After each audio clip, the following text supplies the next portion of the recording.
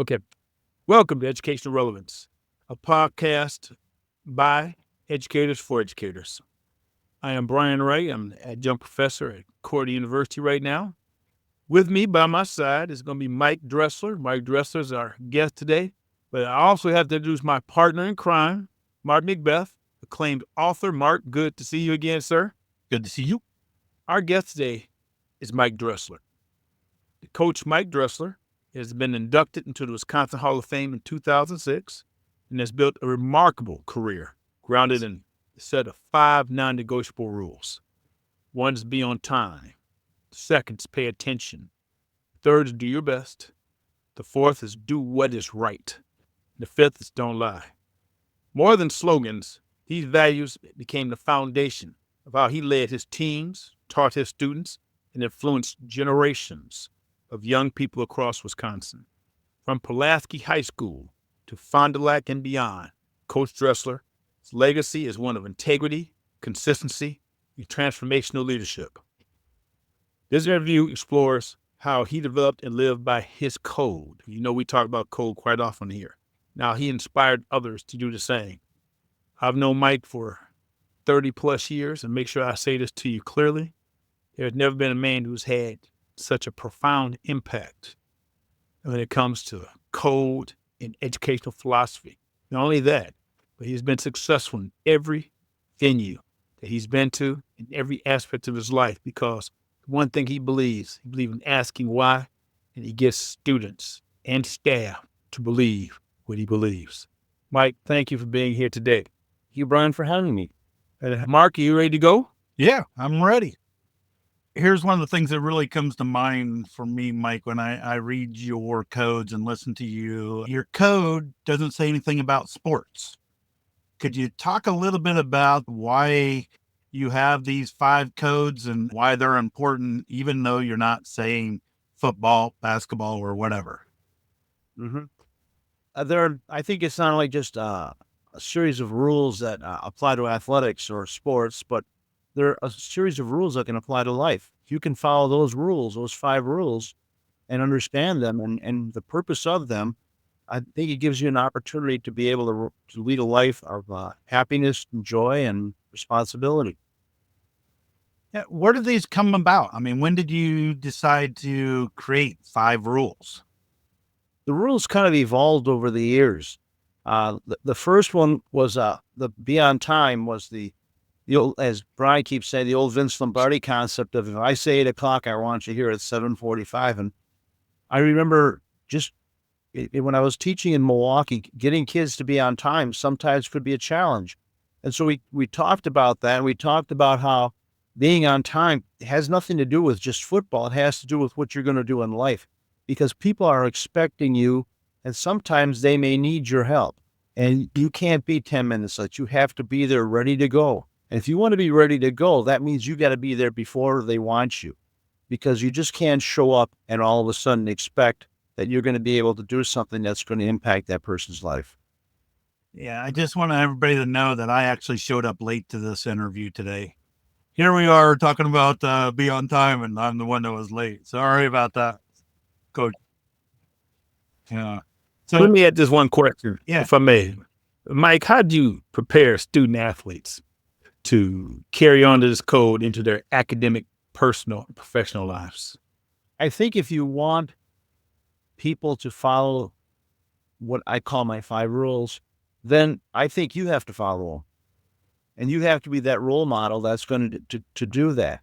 One of the things I've noticed over the years is coaches say they want this from a kid and they want that from a kid and they want them to do this, and they want them to do that, but they don't do it. And I remember talking to a gentleman that had me come in, and I said, well, if you expect them to do it, but you won't do it, then why should they? Well, I don't have the time. And I said, well, you can't tell a kid to do something if you're not willing to be there. If you're not willing to do what he's going to do, then why should they? And I think that's the one thing that you have to understand. No matter what your concepts are, your rules are, or whatever, you have to be willing to do them also. And you have to be willing to demonstrate that to the kids on a daily basis. So how did the coach react to that when you tried to hold them accountable to those codes? He was angry. He was not happy about that because he said, I have a family and I have this and I have that. And I said, I understand that, but then don't they have family? Don't they have other opportunities too? And so if you're having those expectations, I think you should also be willing to follow them. If not, then you shouldn't expect that from a student. And I firmly believe that. Bryan talks about this occasionally when he's referring to code. I keep referring to code versus rules. I apologize, but that's kind of Not a problem. terminology. But he talks about non-negotiables sometimes. Are these rules negotiable? Can I negotiate them with you or not? No. We can talk about, I'm sure there's always going to be instances, a situation or whatever. But to me, these are a consistent approach to how I believe you should approach not just athletics, but even daily living. If I can, Mike, do me a favor. We spoke about be on time. You gave us an example about be on time, why it's so important. Talk about the other four, if you don't mind. Talk about the other four, why they're as important as that one. Pay attention. When someone's talking to you, look at them and listen to them and understand that they're trying to get their point of view across. And you have to acknowledge the fact that sometimes maybe that person's saying something you don't believe in, but at the same time, you need to listen. And that's the one skill that we're losing today in America is the opportunity to listen and really hear what people are saying. And in essence, being able to accept the fact that there's many different ways to do things and it just can't be your way. Do your best. Do your best. A lot of that has to do with preparation. You can't do your best if you don't take the time to prepare. And you need to spend that time in preparation to be able to do the best you can. Now, does that mean you're going to win every game? Does that mean you're going to sell every contract? Does that mean no. But at the same time, if you've done the best you can, nobody can expect more. But as I've told kids, at the same time, if in fact you don't get that A on that test or we don't win that game, why? Was it something that we could get better at? Or was it the fact that maybe that other team was just that good? Do what's right. That's huge because, I always thought of when I came up with that John F. Kennedy's book, Profiles in Courage, and the people in there who stood up for what they believed was right and sacrificed their career, their integrity, what people thought was their integrity and everything else at that time in order to stick to their guns. And, we need some of that today. And then finally, don't lie. Just be honest with people. That's important. Try to be you maybe going to say something to people that they don't want to hear, but at the same time, you got to be honest with them. Because this way, as one person said to me one day, I want to ask you this question because I know you won't lie to me. Let me ask you a couple questions to challenge you just a little bit, Mike, because I like what you're saying, but I got some thoughts going through my head that I think maybe other people are thinking. Okay. So for an example, pay attention. You're the coach. Did you really have to pay attention to the kid or does the kid pay attention to you? I mean, isn't it one-sided in a way? Oh, no. Some of my best ideas have come from kids, from athletes, from students, because I was listening to what they had to say. You just can't simply, it's so-and-so talking to me. What do they know? Sometimes some of the best ideas I've gotten were from my athletes, were from my students, or in some cases, even our student managers. And you have to take that into consideration. You just don't blow somebody off because they're so-and-so. You have to listen to what they're saying because that's important, because you never know when somebody is going to be able to give you that gem or that idea or that different way of looking at something. All right. I like that response. Now my next one is do your best. Hey, coach, I did my best. Mm-hmm. Do you know whether that's true or not? Yes, I do. With coaching today and the way we have film, I mean, you can take it clip by clip. And that's what I was doing at my last stop is I would look at my positions and what I was coaching, and then break it down, and then look at where the fundamental breakdown was, if there was a fundamental breakdown. And then on Mondays, we would show them, each one of the athletes, I'd give them a little series of clips that for themselves to take a look at with comments on, this is why we do this drill, this is why we do this. Kids need to know sometimes why we're doing the drill, and not just to do the drill because it's a drill. It's what it does to make them better. And then all of a sudden the light bulb starts to go on. Sometimes, yes, the athlete maybe didn't beat the double team or whatever. And sometimes that happens because we have to understand the other team has good kids too, and they're being coached also. Yeah, but Coach, I'm just not an athlete. I'm not good at math. I'm not good at writing. So it is my best. How do we talk about that inside the classroom as well? Well, with regards to inside the classroom, you have to understand the fact that that's a whole different arena in some respects. And you have to keep on working with that individual. And it all starts with the fundamentals. It starts with just going with 1 + 1 is 2 and taking it from there. You can't just simply expect a kid to overnight, like on a TV show where all of a sudden the teacher says something and everybody in the classroom lights up. That doesn't happen. And so you have to be very fundamentally sound, and you have to start slow, and you have to be supportive, and you have to encourage. If I may, I think I have 2 questions I want to ask, Coach. Mm-hmm. All right.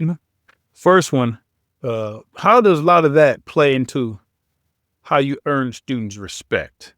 If I can ask that first question. No, respect is something that's earned by a person over a period of time by their actions. I hear that word all the time from people where they say, I want your respect. But my response to them is, you will have my undivided attention. But respect is something that is earned by you over a period of time by what you do and how you conduct yourself. Heck, sound like my code, doesn't it there, Mark? Yeah, it sure does. Yeah. What's that code? Huh? Repeat that code for everybody. My code is respect is earned, not just given, and common courtesy is demanded by all. Correct. And we wanted to make sure that's my code, which I live by. And Mark, I think you know it already. And I think some of the things we're talking about refers right back into your code. And I want to make sure people know your code right now as well. Yeah, student learning, rigor, relevance, relationships generates results. So as long as we're generating those relationships, we're creating rigor, like you said, the practice and rigor going over and over again, making sure we're getting it. And then they have relevance. They understand the outcome of what that value is going to be, then we'll have results. Absolutely. Now, there's a second question. I want to make sure I bring this up to Mike. I think this is so important to what he's discussing today. We have the 5 C's: code, climate, culture, curriculum, and connections. Now, make sure I say this. Mike was a teacher of the year in one of the districts he was in. So he was recognized for his teaching ability in the classroom. But he's also at Nicolet High School and won the state track championship as the head coach in track, which means he had to deal with a whole bunch of different type of kids and type of students and how to motivate them. I want to ask you 2 questions. All right, Mike, about that. The question is, you had to talk about building a climate and then a culture in the places you've been in. How did you build those things? I think if you want to build, a culture, and if you want to build something that's going to have a foundation, the only way it's going to be done is over a period of time by how you conduct yourself as a person on and off the field. And that's important. And you have to, and how you conduct yourself has to have consistency. It cannot be something today and then something tomorrow. It has to be consistent.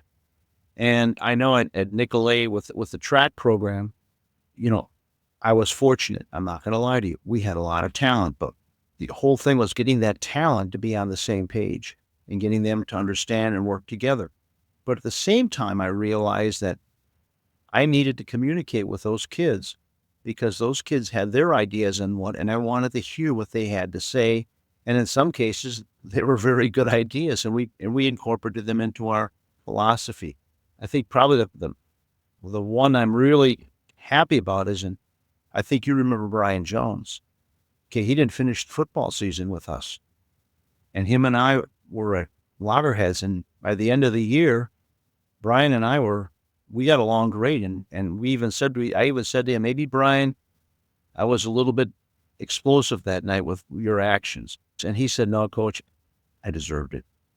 And we kept in communication after that for many, many years. Absolutely. And the reason I mentioned that up, Mark, and this is something I want to make sure I let you load this question up. He used the connections part, to create an instant climate change, what was going on in the school.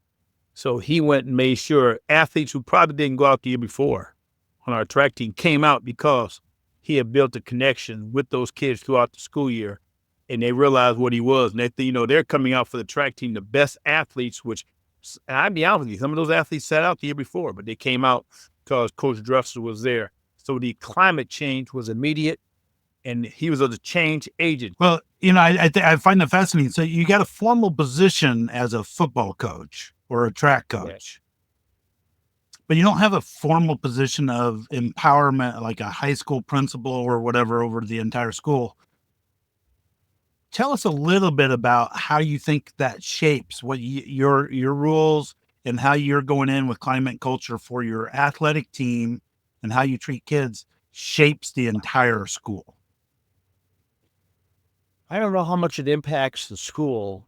I can't speak to that, but I do know that the rules themselves and my expectations did have an impact. I remember when I left Nicolay, I went to Wausau and trying to get a program there going that had the ability to have a strength program where we would participate. I heard everything from I lived with the Y, I lived with my dad in the garage, and I kept on saying, the Y doesn't have a football team, and you're going to need 10 more guys if you're going to be in your dad's garage. I said, I'm going to be here every day. I expect you to be here every day. All I'm asking is 1 hour of your time. And that's all I ask. And if you can't sacrifice that 1 hour, then what else are you not willing to sacrifice? And I think that comes down to it. But before you can do that, you have to show that you're willing to sacrifice too. And that means that you're going to give time and take time to be with them if and when they call and they need you to see them, that you're there for them. It's just not, well, I'm busy right now. And I have to tell you, sometimes I did some things, and, my wife's listening to this right now, and, I would actually leave and go and be with a young person just because they needed me at that time. Did you get kickback from these rules, or was it pretty much because of the respect they stuck with it? Didn't have too much kickback at all from the athletes and or their parents. I think that, one of the things that helped was the fact that we were fortunate enough in most situations to be successful, and they saw the success was a part of that code that we had. And as a result, it became a lot easier. I know when I've interviewed in my last job, I talked to them about that and what my expectations were. Their big thing was, well, what happens if a kid doesn't want to do it? And I said, that doesn't happen. Usually, if I can talk to them and I can explain it to them, they're going to be there and they'll do what our expectations are, because it's not what they're going to do. It's what we're going to do. Mark, I think Coach Dressler is being a bit modest. I was an assistant principal when he was there at Nicolay High School. He was there for 1 year. The year before, we were 4-5, and we were in football, and we did pretty well. For us, 4-5 was a successful season for years. We had crowds, maybe 400-500 come to our games, so we were happy. That was great. Coach Dressler came, and all of a sudden, the whole tenor, the whole climate, we had the same head coach, same assistant coaches. I was one of them. He came in with a whole different type of attitude and belief system. People started believing what he believed. Our last homecoming year, when we won the conference championship that year, please understand that in football, we had well over 2,000 people at our game. We had so many people that our home crowd filled up the visitor side as well as the home side. It was an amazing thing in a school that was well known for track and swimming, but not well known for football, I can tell you. And then sure enough, the same thing we talk about him as a teacher. And that's why I'm going to make sure. I'm going to give you that one right there, Coach. We talk about rules in the classroom, how these rules manifested themselves in the classroom. But I also say we won the track title that year, state track. Hey, that gave us kids who were never recognized as champions before. They were champions in 2 different sports they were never known as before previously. And you could see a whole lot of kids having their chest out in that time. How did these rules manifest themselves in the classroom? Because you were a successful classroom as well. I loved teaching. In my last couple of years, it was at Fond du Lac, I taught LD, World Studies. And I worked with another lady, and she was the LD teacher, and I was the content teacher. And we just talked about how we need to listen to these kids. Most of the kids in our class did not speak English. So I had translators going on. But at the same time, I tried to learn words in Hmong, Spanish, Russian, and German to be able to say to them, hey, good job. Nice to see you. Have a good day. Because I felt that was important, that I could speak to them, even these little phrases in their language, to let them know that I care about you so much that I'm going to learn a little bit of your language so I can convey to you that I believe in you and I believe we're going to make a success this year. And I think that's important. I think you've got to go beyond the curriculum itself and put yourself out there sometimes to let kids know that you care. And that to me was one of the ways I did it. That was your last year of teaching, you said? No, it was my last 8 or 9 years I did that. You did that. How do you keep that? This is off the topic slightly, but how do you keep that passion for kids over a longevity of a career? I've had teachers sometimes lose that oomph that they had when they were younger. How did you keep that? I just enjoy what I was doing. I love teaching and I love coaching. It's who I am. I realized I was very fortunate to find that immediately in my life, that's something that I really enjoyed doing, and that was teaching and coaching. As a teacher and even as a coach, you evolve. Think about your first time when you're in the classroom, and then 10 years later, it's you kind of look back and go, oh my God, did I really do that? Or did I do, why didn't I? Because you just keep on working and building. And I realized when I was a young teacher and a young coach that I needed what we call mentors today. My mentor in the education was a woman by the name of Henrika Schwala. And she took me under her wing and she helped me a great deal become a better teacher and a better person. At the same time, I had these coaches, Bill Bartholomew, Phil Dobbs, Ron Davies, Charlie McDonald, who I just followed like a puppy because they were not only just good coaches, they were good people. And I wanted to learn from them because I realized that they were doing what they were doing and impacting people's lives in a particularly positive way. And in some cases, yes, they weren't winning a lot of games, but the way they dealt with kids was so very important to me. So people say education's harder than it ever has been in the history of the United States. What's your final words that you can summarize your 5 rules and tell this younger generation how to be successful when they feel like it might be harder than ever? It is tough and it isn't easy. But at the same time, it's going to be a growing and a learning process. You have to understand that.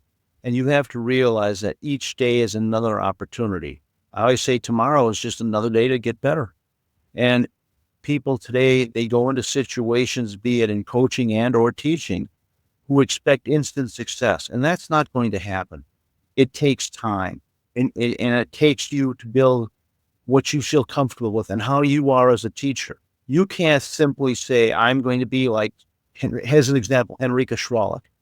You couldn't be like her because that's who she was and how she dealt with her class. And so you have to realize that sometimes how you are going to evolve has a lot to do with where you came from and where you want and where you want to go and how bad are you willing to learn to become that better person. And that's important. You just can't simply sit back and hope it happens. It's not going to. You need to have a plan and you need to find people who are willing to give you the opportunity to be able to start understanding that plan and how to implement it. So what I hear, Bryan, is he's saying that there was some essential people in his life that helped create his code. And then he chose to live that code, and that's how he's able to maintain it for so long. Not only did he maintain the code he had, but he shared that code. People believed in that code. People still believe in that code. And there are those out there right now, Coach, I'll say, that needs the code that you have. I'm going to end this session with one more question. Coach, how do you define honor, and how do you think these days people can live as an honorable life, in your opinion? Preach asked me that before. I stopped because I thought, whoa, boy, that's a tough word, and I forgot how I answered it before. Wait, answer Dane, what you said. Go ahead. Honor is the ability to be able to look back and to look forward at the same time, and accept the fact that you're trying to get better to help other people. And in doing that, you are actually honoring not so much you as an individual, but you're honoring the people who gave you the opportunity to do that. I think that is a fantastic answer, Coach. Powerful. Mark, how'd that sound to you? That was powerful, right? I thought so as well.